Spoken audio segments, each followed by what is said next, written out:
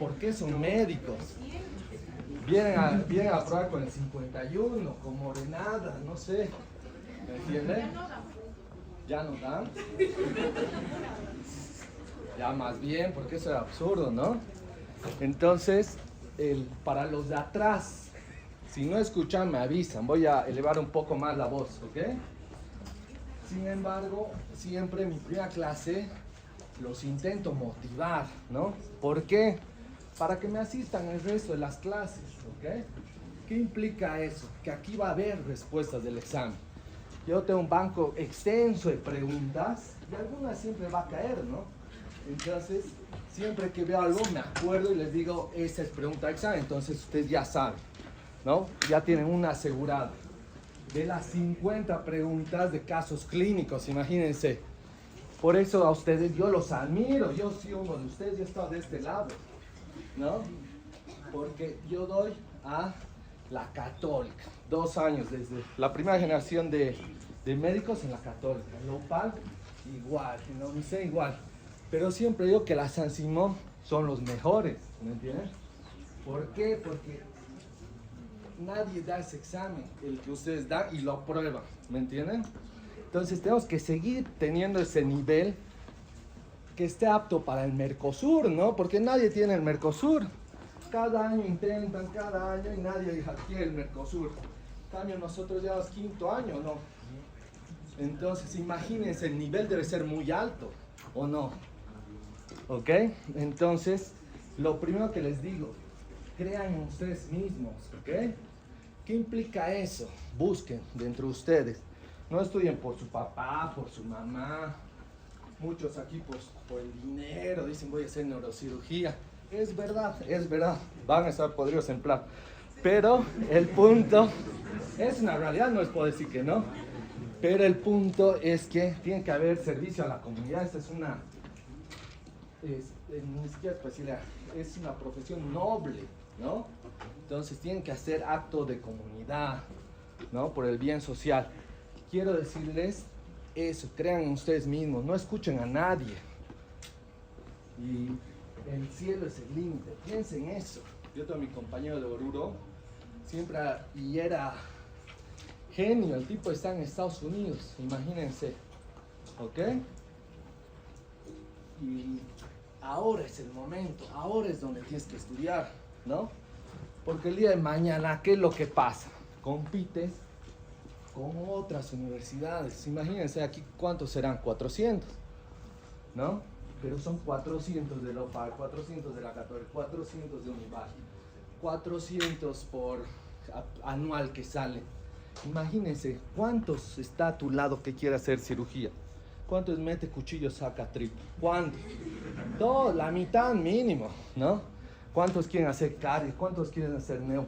Se están codeando con gente que va a tener un puesto en la residencia. Entonces, si no estudian ahora, no van a alcanzar. La medicina es tan amplia que hay subespecialistas, ¿no?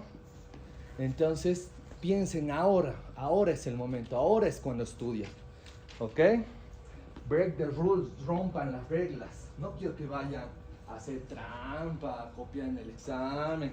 No, significa que salgan de ese cuadro, ¿no? De su zona de confort, salgan ahora. ¿Qué implica eso? Cualquiera estudia 1 hora, ¿o no? Cualquiera estudia 2. Cualquiera, el de administración de empresas le tira 3, ¿no? Cualquiera estudia 4.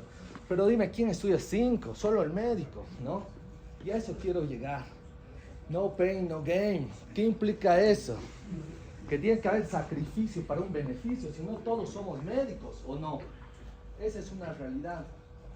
Entonces, ¿cuándo es la hora que cuenta? Las 5. Esa sería tu hora 1, ¿ok? De estudio. Mi papá me decía, estudia 8 horas, imagínense, hasta que sufra el cuerpo. ¿Qué significa? La que tienes con sueño, la que ya estás cansado, la que te duele tu cabeza. Esa hora es la que cuenta, ¿me entiende? Y eso pasa después de la 5ª. Porque si no, ¿qué es lo que pasa? Llenamos así de Cochabamba, la puedes pavimentar con los azulejos, tanto médico que hay. Imagínense. todos quieren ser médicos, pero necesitamos médicos de calidad, ¿ok? Que sean los mejores, porque si no, acaban en Uber, imagínense. Por eso les quiero decir, tienen que ir a hacer una especialidad como sea, afuera. ¿Qué implica hacer en el Vietnam? 2 millones de cochabambinos. Pero si te vas a otro lado, si te vas a Argentina, mira, 48 millones de argentinos.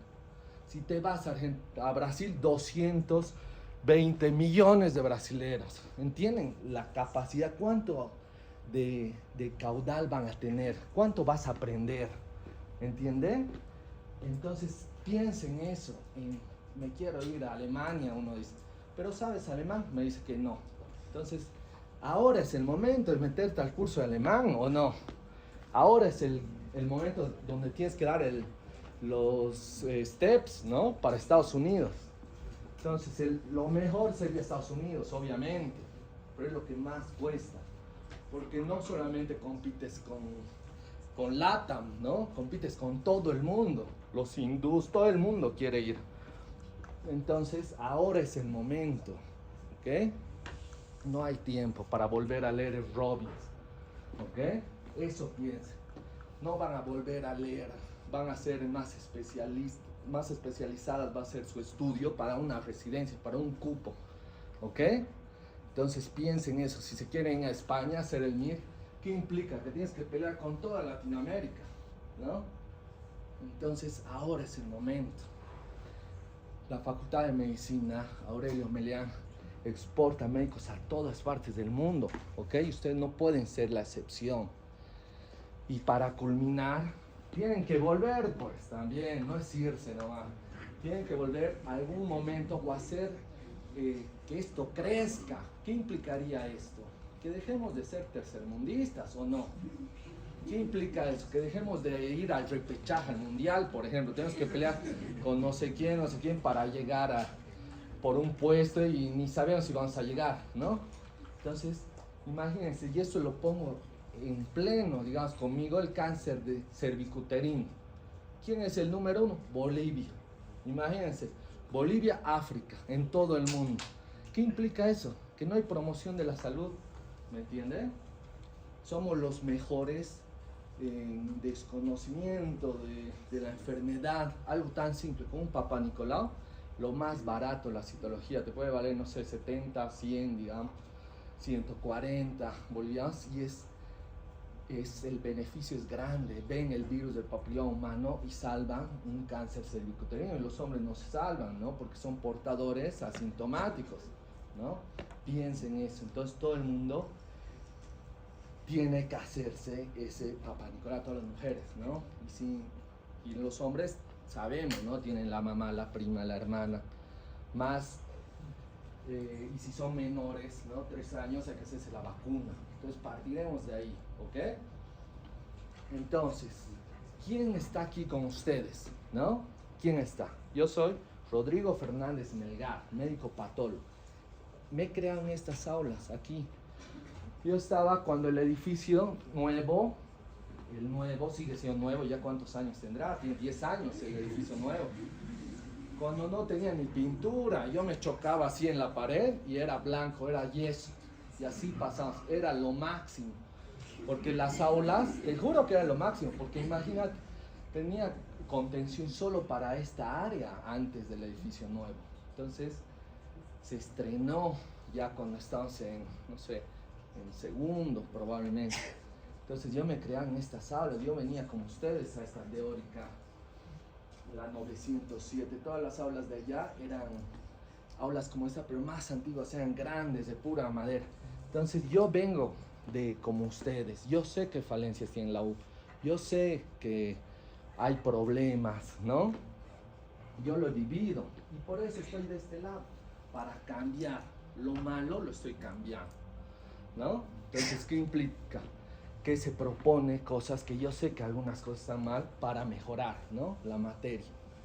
Entonces, yo soy médico especialista, médico patólogo. Me he formado ¿dónde? Aquí, en Buenos Aires, Argentina. Este es el Hospital de Clínicas, el 6º piso de patología, está en la Universidad de la UBA. Este hospital es avalado por la UBA. ¿Por qué les muestro eso? Porque un día ustedes tienen que soñar con eso, ¿me entienden? Eso es su motor, esa es su chispa para irse afuera. Puede ser Buenos Aires, puede ser Sao Paulo, puede ser Madrid, pero es un ejemplo que les quiero quedar, implantar en su subconsciente, que cuando te vaya mal tienes que pensar en esto, ¿no? Tienes que pensar visualizándote. Y como yo lo veía, yo todos los días cruzaba esta plazuela así en diagonal y me iba al CEA. Un año estudiando para la residencia, un año, y todos los días decía, quiero este hospital, quiero este hospital, yo quiero estar acá. Entonces, tan fuerte es la ley de la atracción que yo he acabado en este hospital, en el 6º piso. Todo eso es de patología, ¿no? Entonces, imagínense, sueñen en grande, no les digan, no, imagínense.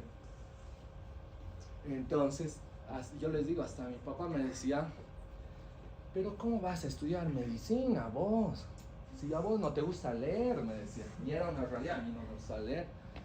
Pero yo adquirí el hábito así de estudiar todos los días y me gustaba. Entonces era algo que me ha motivado. Me mostraba así toda la librería de puros libros. ¿Tú qué crees que vas a leer todos estos libros? Me decía. Imagínense, alguien que te quiere, ¿no? Alguien que te... ¿Qué te dice el resto? No puede ser difícil, ¿para qué vas a ir? No pagan bien, muchos sacrificios. No les crean a nadie, no escuchen las voces. Ustedes tienen que creer en su interior, ¿ok? Entonces de esa manera me he formado. 6. Yo, un patólogo normal aquí, ¿no? 3 años hace, en el gastro, en la caja, 3 años. En Argentina son 4 años, en Madrid son 4 años, ¿ok? En Cuba creo que son 3, ¿no? Pero imagínense, yo me comí una pandemia, ¿no? Una pandemia me comí. ¿Qué implicaría eso? Nadie salía, nadie entraba del país, nadie entraba a la residencia, nadie salía. O sea, era R4 forever, ¿no? Entonces, imagínense, he hecho 6 años de patología. Además, he hecho una sub en citopatología, una subespecial en citopatología. Me encanta la docencia, ¿por qué? Hace 10 años a la cátedra de la UBA yo doy clases. Imagínense a muchachos como ustedes, les daba clases. La verdad, cráneos. Si nos comparamos, nos ganan. Pero lo que sí tenemos mucha práctica, es, lo que sí les ganamos es en la práctica, ¿no? No colocan una sonda Foley y no saben nada. Ahí sí les ganamos. Entonces quiero como para igualarlos, ¿no? Quiero que sean los mejores ustedes, para que se puedan ir a codear con gente de otro país, ¿no? No sientan esa deficiencia del sistema de educación aquí, ¿ok? Entonces, 10 años de docente. Entonces, me siento muy capacitado para estar con ustedes, ¿no? Imagínense, tanta es mi motivación, porque ustedes piensen, el que está aquí, el que está acá, delante, no se vuelve millonario, ¿me entienden? El que está aquí es de vocación, es porque le encanta dar la materia, le encanta dar. La gente que está acá adelante no se vuelve millonario por dar la clase, imagínense. Entonces yo tengo vocación, me encanta ver, me encanta motivarlos, me encanta que aprendan, pregunten, ¿ok? Me encanta. ¿Qué implica eso? Que está en mi sangre, imagínense. Mi abuelo docente, mi papá docente, ¿qué yo tengo que ser? A ver. Panadero, no pues, ¿cómo así es? No, tengo que ser pues docente. Mi abuelo patólogo, mi papá patólogo, ¿yo qué tengo que ser? Patólogo, ¿no? Entonces imagínense, esto está en mi sangre, me encanta la patología. Imagínense, y eso es lo que quiero que busquen ustedes. Porque yo veo láminas a las 2 de la mañana, a las 3, a las 4, a las 5, puedo ver a la hora que quiera, no me molesta, más bien me encanta. Eso es lo que tienen que buscar, ¿no? Algo que les apasione, algo que digan, me encanta esto, me encanta quedarme en quirófano 12 horas en vez de hacer piso, ¿no?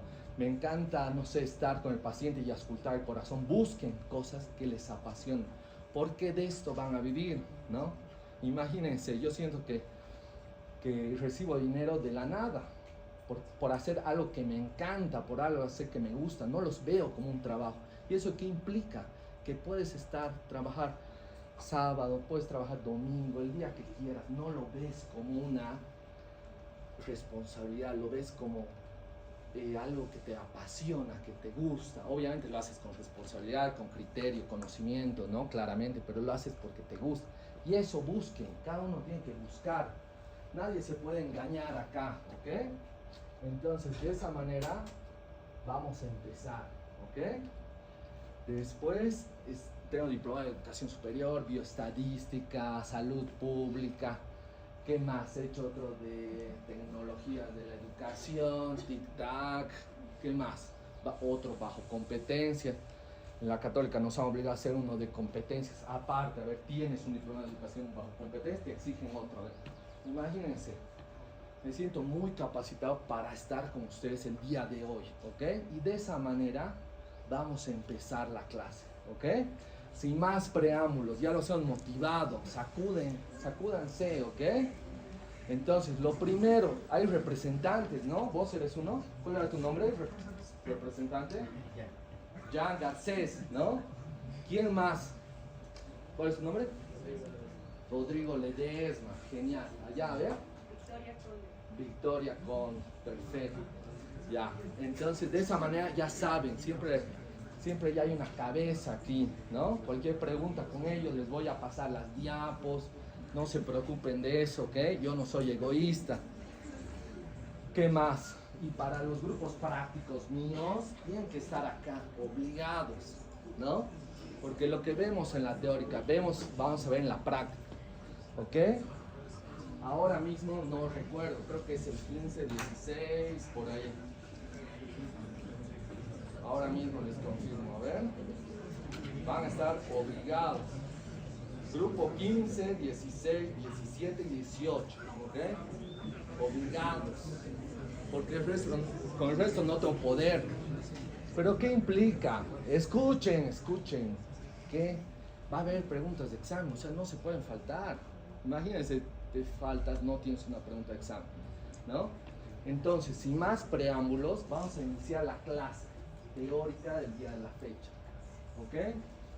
Entonces, lo primero, miren, este es el hospital, este es el Vietnam, mira, esta esquinita es la Venezuela. Aquí quieren hacer su especial, imagínense, pues, tienen que buscar un monstruo, ¿no? Sueños grandes, ¿no? Lo que cuesta, o sea, lo que vale la pena cuesta. Ustedes quieren venirse acá a ver, no, pues, tienen que crecer. Tan devaluada está la Argentina que lo que gastas acá lo gastas allá. Es lo mismo, ¿ok? Entonces piensen, si te quieres ir a Brasil, das tu CRM y después te endeudas y lo pagas al mes ya con el CRM. Imagínense, ¿ok? Para Chile, el UNACOM es 2 veces el examen al año, el revalida 2 veces al año, pero ya es ahora es el momento, tienes que aprender portugués, ¿no?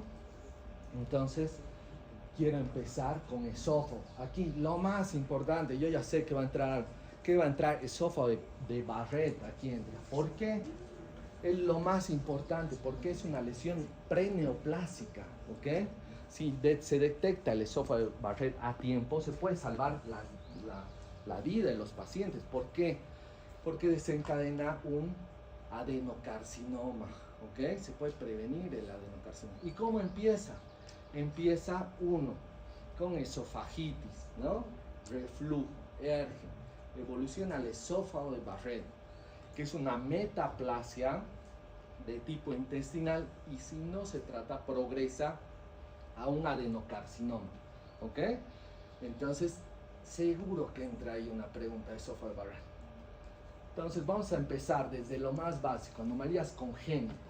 Vamos a ver 3 enfermedades. Una es la atresia. ¿Qué es la atresia? Es la que no se forma el segmento. A es información. O puede haber un delgado cordón sin canalizar. También se puede asociar a una fístula. Fístula es la conexión que va a haber entre el esófago y la tráquea, ¿no?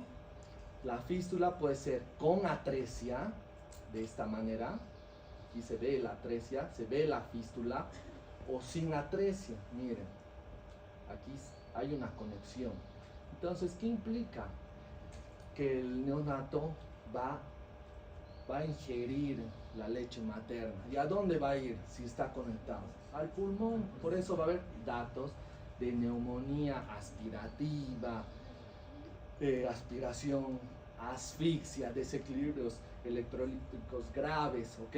Entonces, esa es una de las consecuencias. ¿Qué más? Estenosis. Vamos a ver, obliteración de la luz. Forma incompleta de la atresia, luz reducida. Atresia es completo, estamos hablando. Y se va a ver un engrosamiento fibroso en la pared. Esto es lo congénito. Vamos a hablar del divertículo de Merkel. Aquí lo más importante, ¿qué es? Es una vaginación a nivel del ciego, ¿no? Y tiene esa forma. Se invagina. La pared está por debajo de la muscular. La mucosa está por debajo de la muscular y se crea un saco. Y vemos la regla de los 2, que es en el 2% de la población, a 2 pies, 60 centímetros de la válvula ileocecal, va a ser 2 pulgadas, que serían 5 centímetros.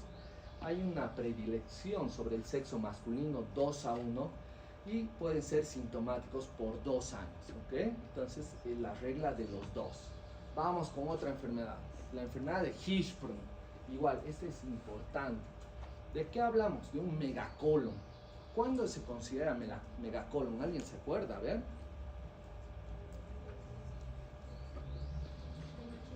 ¿Qué?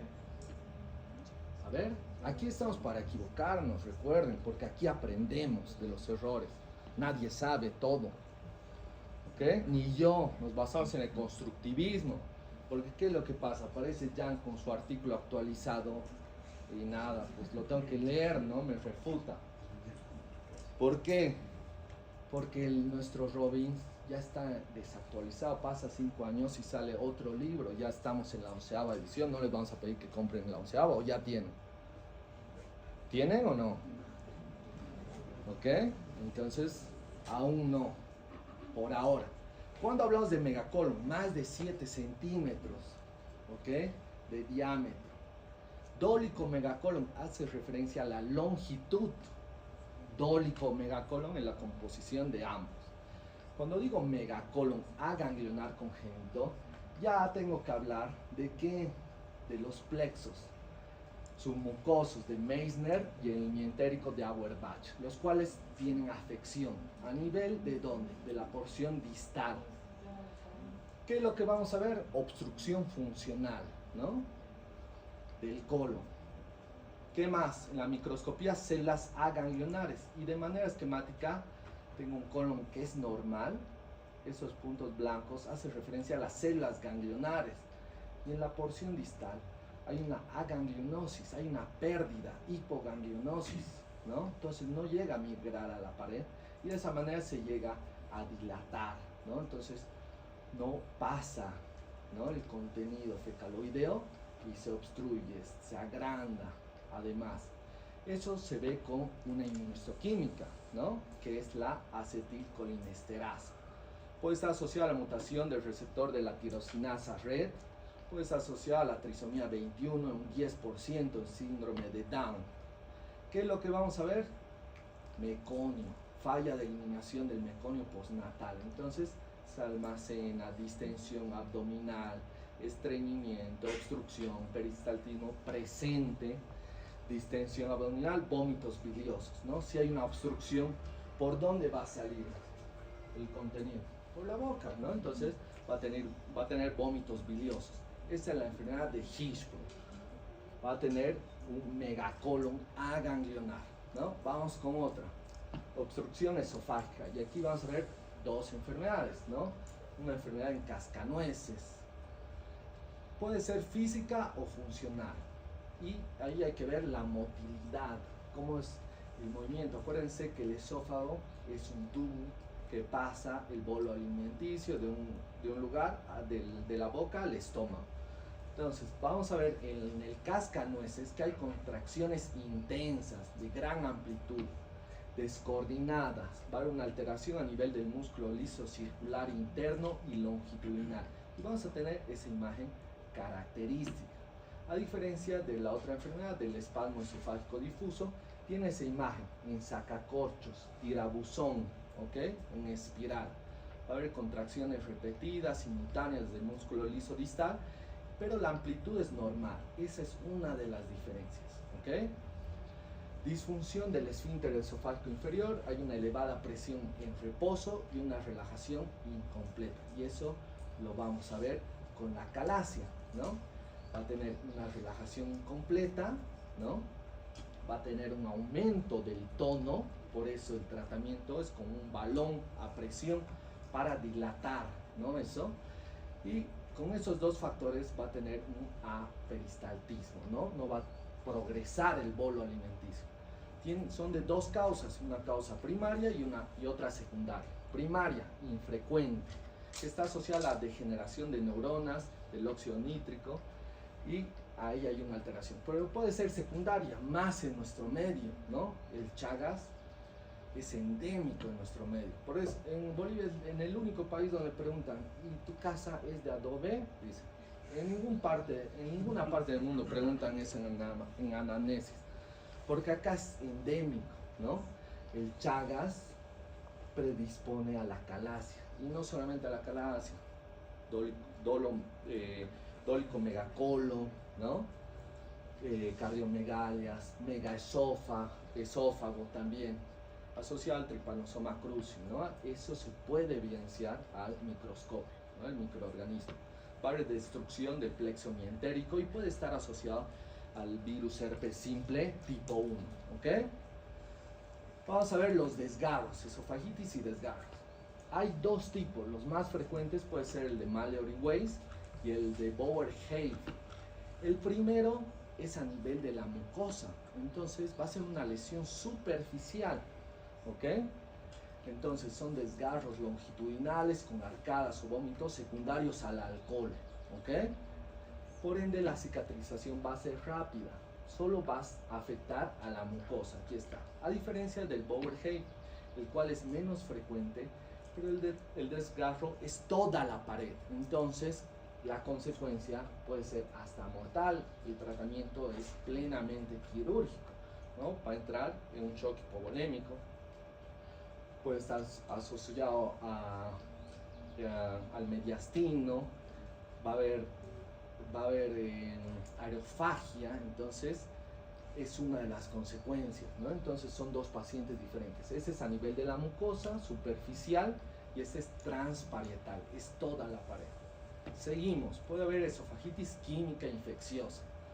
Cuando hablamos de química ya hay que pensar, ¿no? En los niños, ¿no? Descuidados que se ingieren de irritantes, alcohol, ¿no? Detergentes, todo. O tentativas de suicidio, ¿no? Jóvenes, adultos, ¿qué es lo que pasa? Ingieren, ¿no? Irritantes nocivos.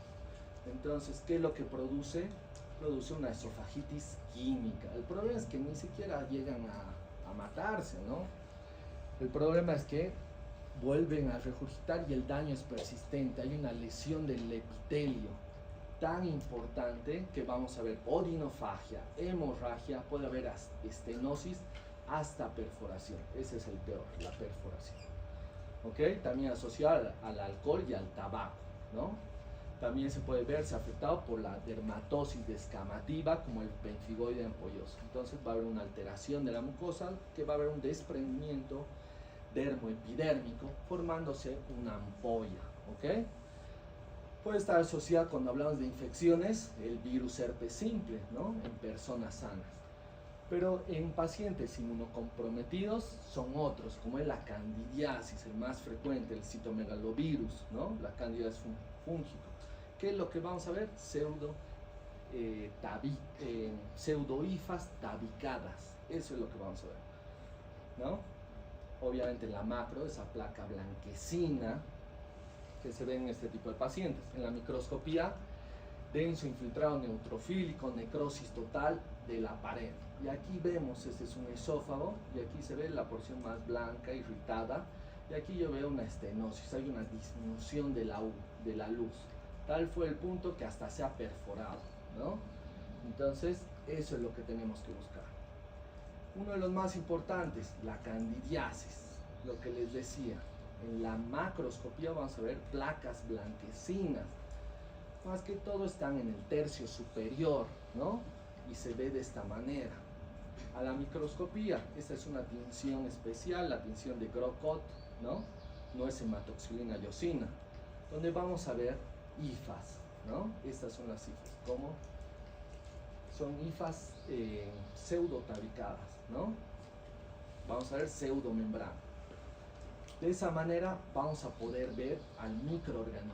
Eso se puede ver, esto ya es grosero, ¿no? Son 3 cruces sobre 3 cruces. Normalmente vemos 1, 2, 3, pero esto es ya una fase 3, es muy avanzado, ¿no?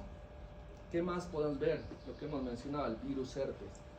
En la macroscopía vamos a ver múltiples lesiones, que eso se traduce a nivel del epitelio. Este es el epitelio, vemos un denso infiltrado inflamatorio, linfocitario, polimorfo nuclear, neutrofílico, pero lo que me llama la atención es a nivel de las células epiteliales. Veo esta célula que es una célula gigante multinucleada, ¿no? Entonces vamos a ver a mayor aumento inclusiones nucleares, ¿no? Que eso se aprecia de esta manera. Miren, esta es una célula normal, este es un linfocito, polimorfo nuclear, hay inclusiones nucleares. Y en la macroscopía, a diferencia de lo que sería la candidiasis, una placa blanquecina, pseudomembranosa, que es lo que vamos a ver, una lesión que es crateriforme, tiene una úlcera central umbilicada, ¿ok? Entonces, eso es patognomónico. ¿Qué más vamos a ver con el citomegaloviro? Hemos visto que puede ser en la célula endotelial, ¿no? Es lo más importante. Entonces, a nivel de la macroscopía, es una lesión inespecífica, ¿no? Es una lesión blanquecina, parcheada, puede tener esas proyecciones digitiformes también. Y en la microscopía, si digo células endoteliales, miren, están en el vaso. Normalmente la célula endotelial es plana, pero imagínense, ¿no? Entonces ya presenta inclusiones nucleares citoplasmáticas a nivel de las células endoteliales, en los vasos. Y aquí se ve mucho mejor, ¿no? Entonces así se ve el citomegalovirus. Vamos a empezar con el ERG, ¿ok? Entonces hemos visto esofagitis y la evolución del cáncer, ¿cómo sería? A ver, 1, esofagitis, ahora ERG, Barrett y adenocarcinoma, ¿ok? Entonces empezamos, enfermedad por reflujo gastroesofágico, es muy frecuente. Entonces los pacientes son obesos, tienen cuello corto, malos hábitos alimenticios, cenan tarde, se acuestan temprano, ¿no? Entonces va a tener un reflujo persistente, constante, ¿ok?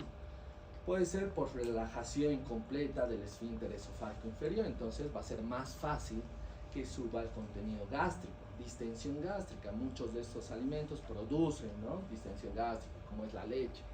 Aumento de la presión intraabdominal, ¿quién? La embarazada puede ser, ¿no? Una paciente que está en gestación, todo el producto empuja hacia la porción superior, ¿no? Esfuerzo, toser, inclinarse pueden desencadenar a lo que es el ERG. Está asociado al tabaco, alcohol, obesidad y embarazo, ¿no? Un segundo, perdón, lo vamos a poner aquí.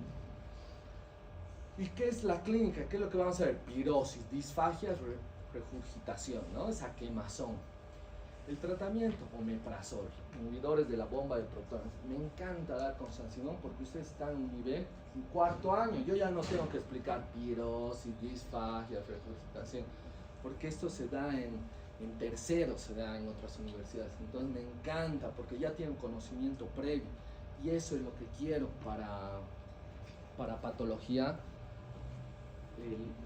Histología, tienen que dominar, por ejemplo, el epitelio esofágico, a ver. Bien, exacto, ¿no? Entonces va a haber una metaplasia, va a haber un cambio de una célula por otra. Eso se ve en el esófago de Barrett, ¿ok? ¿Y qué es lo que vamos a ver en la microscopía? Miren, esofagitis de reflujo, vamos a ver una Eosinófilos, lo primero. ¿Dónde están los eosinófilos? Acá. Aquí yo veo 1, 2, 3 eosinófilos, 4. ¿Qué más? Hiperplasia basal. Normalmente la basal es una. Hiperplasia ya sabemos que es el aumento en el número de células, ¿no? Para compensar ese daño va a haber una hiperplasia basal, un engrosamiento. Y la elongación de la papila, miren, son largas, normalmente deberían ser más pequeñas. Este es el epitelio, plano, estratificado, no queratinizante, ¿ok? Clave, no queratinizante. Vamos con otra patología, la esofagitis eosinófila. Y aquí tenemos que hablar de los eosinófilos, ¿no? ¿Cuántos por campo? Más de 15. Ese es el número de corte, ¿ok? Esos son los neutrófilos, los linfocitos, los eosinófilos. Tiene un citoplasma eosinófilo de una coloración bien magenta, ¿ok? Va a haber una inflamación esofágica aguda con predominio de los eosinófilos. Está asociada a enfermedades atópicas, ¿cuáles? Rinitis alérgica, dermatitis atópica, asma. Entonces, en pacientes atópicos la IgE está elevada, ¿no? Y por ende los eosinófilos, los dos son con E, ¿no? Más de 15 en un campo de alto poder. ¿Qué más? Presentan impactación alimentaria, disfagia, vómitos. En la endoscopía se ve esa imagen patognomónica de cola de gato, es rayada, asociada a una estenosis y surcos lineales. En la microscopía, más de 15 eosinófilos. El tratamiento es restricción alimentaria, evitar la exposición, esos alimentos que sabes que te produce daño, que no puedes consumir, alimentos enlatados, o puede ser comida de mar, entre otros, ¿no? Pruebas de parche cutáneo o inmunoglobulina E, que va a estar elevada. En el parche cutáneo podemos saber a qué eres alérgico, ¿no? Entonces te ponen 100 parches en tu espalda, cada uno de lo que podría ser alérgico, y ya te marca. Entonces de esa manera evitas una esofagitis eosinófila, ¿no? Vamos a hablar de las varices esofágicas. Esta es una imagen endoscópica donde podemos apreciar a nivel de las venas, son venas dilatadas, tortuosas, ¿no? Bien ectásicas, grandes. ¿Y qué es lo que produce? Pueden sangrar, ¿no? Que es el caso. Miren aquí, ya hay daño de la pared. ¿Por qué? Por hipertensión portal, alteración del flujo sanguíneo. Venas colaterales permiten que se produzca algo de drenaje, ¿no? Porque esto es difícil que drenen. También hay congestión, dilatación de los plexos venosos y esa tortuosidad, ¿no? Entonces, ¿qué es lo que pasa? Se rompen, se dilatan, se rompen. Más que todo en pacientes alcohólicos, ¿no? Que son cirróticos descompensados un 30%, descompensados en un 60% de los casos. Y el restante es de manera aislada, ¿no? En la microscopía son venas dilatadas, ectásicas, y vamos a ver a nivel de la unión gastroesofágica. Obviamente ahí es donde hace más esfuerzo, y de esa manera vamos a ver congestión vascular, ¿ok? Eso es importante, extravasación eritrocitaria. Y el tratamiento va a ser el principal, puede haber fármacos, adrenalina, escleroterapia, esto se cauteriza, inyecciones de sustancias trombóticas, taponamiento con globo ligadura. A través de la endoscopía se agarra y se pone una ligadura. De esa manera se evita el sangrado, ¿no? Porque sabemos, esto va a conllevar a una anemia, ¿no? Entonces hay que ver, ¿sí? Se deglute, puede ser melena, ¿no? Y si es por encima del ángulo de 3, es rutilante, rojo rutilante, va a tener vómitos sanguinolentos. Mortalidad 15-20% de los casos, ¿no? Y la más importante, esta es la joya de la corona, la más importante, esófago de Barrett. Cuando hablamos del esófago de Barrett, tenemos que saber el epitelio. Recuerden, las células se adaptan. La metaplasia es la adaptación celular, es el estudiante de medicina, la célula. ¿Por qué? Si no se adapta a estudiar, se muere. ¿De qué manera? Necrosis, apoptosis. y se adapta a una célula especializada, más fuerte. ¿Qué implica?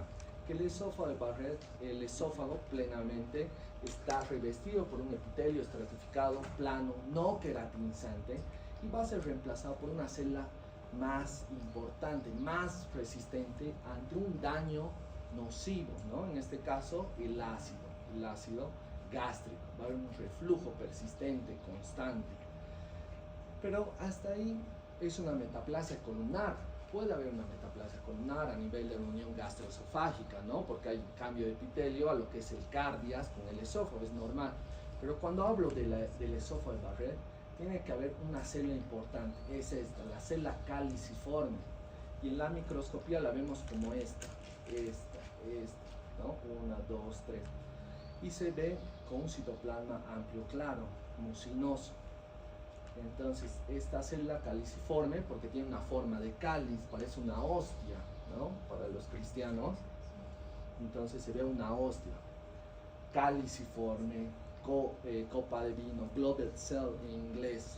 Entonces, no solamente es la metaplasia, la adaptación celular, sino la presencia de la célula caliciforme.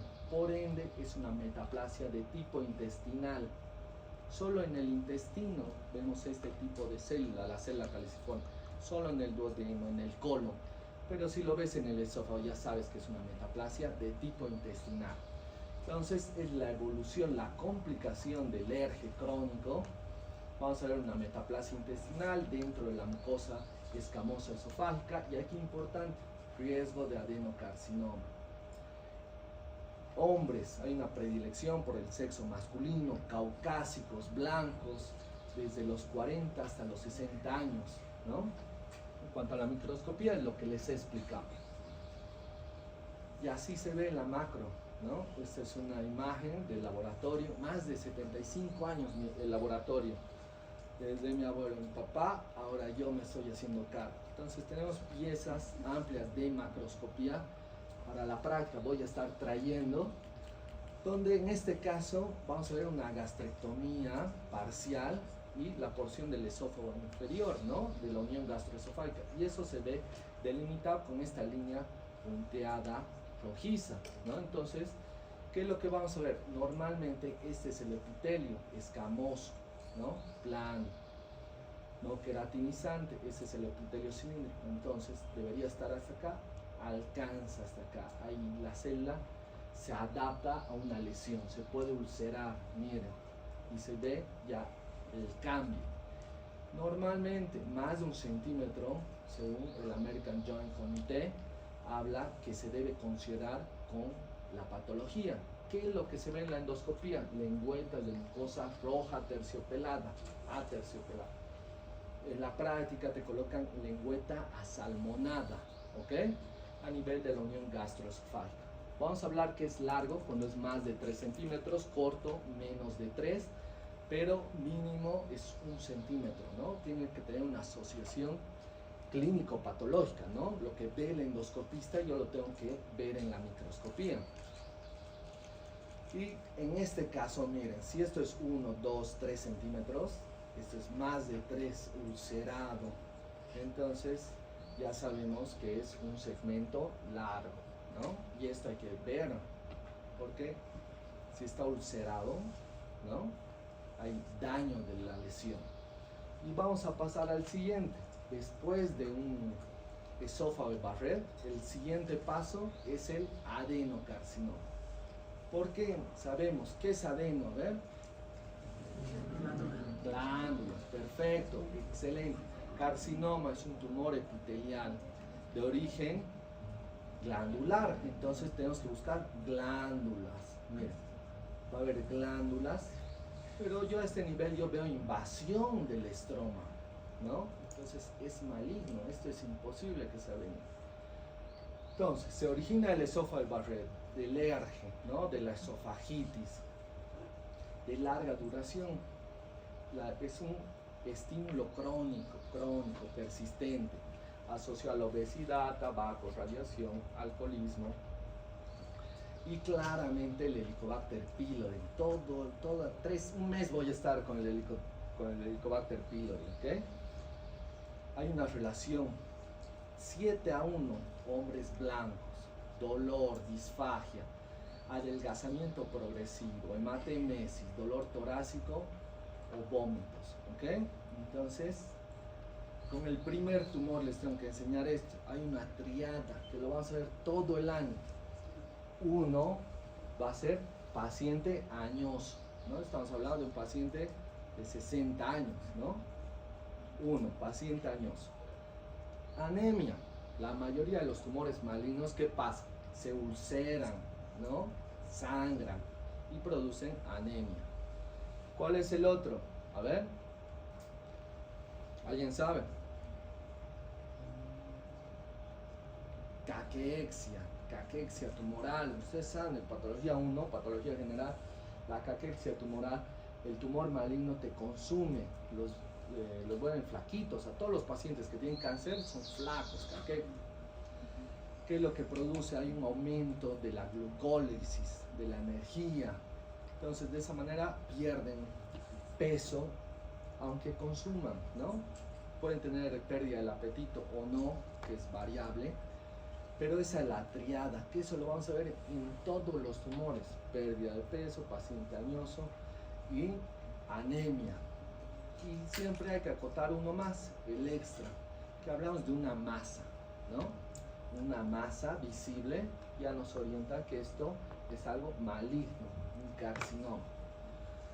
Esto puede estar asociado a anomalías cromosómicas, mutaciones de los genes supresores del TP53 siempre, que es de peor pronóstico, el CDKN2A, que codifica 2 proteínas supresoras de los tumores P16, P19, ARF, provocando así la hipermetilación, ¿ok? También hay oncogenes, ¿cuáles? El factor del crecimiento, EGFR, el ERBB2, el MET, ciclina D1, ciclina E, entre otros. Y en la microscopía lo que les he explicado, ¿no? ¿Qué es lo que vemos aquí? Una neoplasia maligna de estirpe epitelial constituida por glándulas que se disponen de manera desordenada, infiltrando el estroma. A este nivel yo ya veo una hipercromasia nuclear, ¿no? Me faltaría el elevado índice mitótico, ¿no? Para decir que es maligno. Pero desde esta vista no debería haber glándulas por debajo del epitelio, y más de esas características. Algunas de estas glándulas producen un aspecto de cribas, ¿ok? Y eso sí es un bien diferenciado. Recuerden que puede ser bien diferenciado, moderadamente diferenciado y un desdiferenciado o poco diferenciado. En este caso va a ser de tipo intestinal, ¿no? Ahora, puede haber un difuso que hace referencia a que hay una pérdida de la E-caderina, las células están sueltas y se ve células en anillo de sello, que es un poco diferenciado, pobremente diferenciado. Y por último, el carcinoma epidermoide, ¿no? Su contraparte, este es el adeno, que forma luces glandulares. Epidermoide o carcinoma escamoso nace del epitelio, ¿no? Entonces, este es más agresivo, un promedio en pacientes más jóvenes, 45 años, una relación 4:1 sobre el sexo masculino. Está relacionado con el alcohol, tabaco, pobreza, lesión caucásica, ¿no? Irritativa, acalasia. Y aquí importante que puede estar asociado con el virus del papiloma humano, ¿no? ¿Cómo llega ahí el virus? Prácticas sexuales anormales, ¿no? Sexo oral. Entonces llega el virus hasta acá, se implementa, ¿ok? Aparición lenta, esto es crónico. Para que llegue a un cáncer tiene que pasar mucho tiempo. Caracterizado por disfagia, odinofagia, obstrucción en el momento de la presentación. ¿Por qué? Porque crece, es una masa. Normalmente el anterior estaba en el tercio inferior. Este, todo lo contrario, está en el tercio superior. Eso anótense, eso es una pregunta de examen. El adenocarcinoma entra, hay una pregunta de examen de adenocarcinoma, que hace referencia a un paciente caucásico, masa en tercio inferior, y esta clínica: dolor, disfagia, adelgazamiento, hematemesis. A diferencia del carcinoma epidermoide, este está en el tercio superior, ¿no? Entonces, vamos a ver aparición lenta, disfagia, todo lo que hemos mencionado asociado a la hemorragia y septicemia. Va a haber una amplificación del gen del factor de transcripción SOC2, mutación con pérdida de las funciones en los genes supresores tumorales del TP53, el CDH1, que no codifica la E-caderina y el NOTCH1, ¿ok? Entonces, de esa manera va a haber una invasión. ¿Qué es lo que vamos a ver en la microscopía? Vamos a ver igual, neoplasia maligna de estirpe epitelial, la cual presenta células con un citoplasma amplio, eosinófilo, ya no digo luces glandulares, ¿no? Estas se disponen en nidos infiltrando el estroma para que sea invasor, ¿ok? Pero yo veo algo característico aquí, veo lesiones con rosadas, ¿no? Haciendo referencia, si es un epidermoide, hay que pensar que puedes presentar, puede ser queratinizante o no queratinizante. En este caso, este es el queratinizante, ¿no? Tiene queratina, perlas córneas, ¿no? Nidos de queratina infiltrando el estroma. Hay diferentes variantes de carcinoma epidermoide, puede ser verrugoso, de células fusiformes, el basaloide, ¿no? Puede haber el verrucoso, es lo mismo que el verrugoso.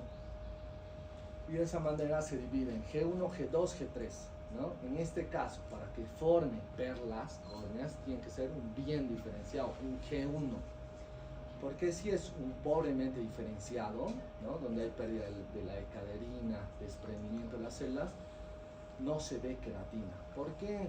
Recuerden, y eso recapitulo, mencionándoles que la célula normal, ¿no? De la piel tiene queratina, ¿no? La piel tiene queratina.